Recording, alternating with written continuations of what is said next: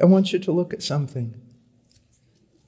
Isaiah 50, verse 10. This is in the servant song. Who is among you that fears the Lord, that obeys the voice of his servant? Man, you are in a right relationship with God if this is you. You fear the Lord, that obeys the voice of his servant. That's the Son. You've obeyed the voice of his Son when he said, rise and live. That walks in darkness and has no light. Hold it. Michael was teaching that the true Christian walks in the light. That's exactly what John says. That's exactly what John says. Walks in the revelation of God. Walks in the light of God. Yes, the purity of God. All that. So what is he saying? It's talking about believers when God, in his grace, remember how Abraham had nothing to look at, to hold up his faith except the promise and God's character? Here's what God's going to do, you believer. You're going to be crying out, I want to feel something, I want to feel something, I want to see something. And there are times when things like that, a sense of the presence of God, are entirely appropriate, wonderful, and needful.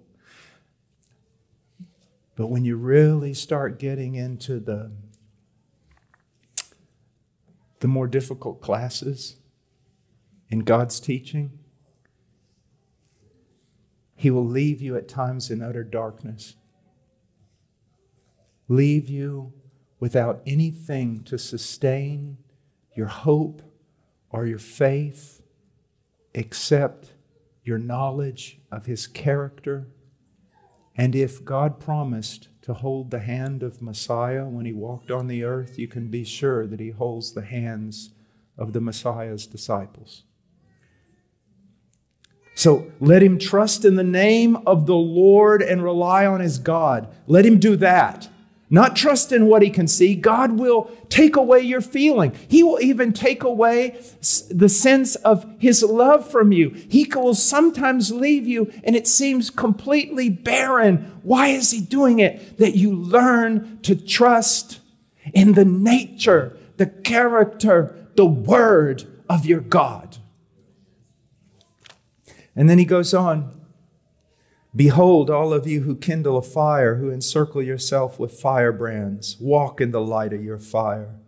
And among the brands you have set ablaze, this you will have from my hand. You will lie down in torment. These are people who say, no, your character is not enough. Your word is not enough. I need to see something. I need to feel something. And so they go out there and they acquire strange fire. They've got to have some experience. They've got to have something, because just trusting in the nature of God. And so many believers will come to me and they'll go, I'm believing, but it's almost as though I see nothing. I feel nothing. There is nothing to support me at all. And I'm going, oh child. And yet, you find yourself believing. And yet, you find yourself going forward. Or I'll tell them something like this. Good enough. It seems quite hopeless in your case. Did you drink and party before you became a Christian? Oh, yes, I did. We'll go back to it. If I was you, let's eat and drink, for tomorrow we die. I can't do that. No, really go. Open door. I'll look up some in the yellow pages or get on the internet for you. Go out and have a bang-up time. I can't do that. Why? Why? Because of my God. Sounds to me like God is making you a spectacle at this moment.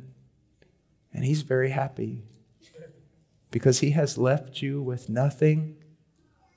He's drawn from you everything. And yet at the same time in heaven, he's boasting of you. Look at my servant who walks in darkness and has no light, but trusts in my name. Do you see? Now, so many of you can identify with that, and you're going, what I thought was a desert because of my sin is actually God getting greater glory from me than He would have if I had all kinds of things around me supporting up my faith. Do you see?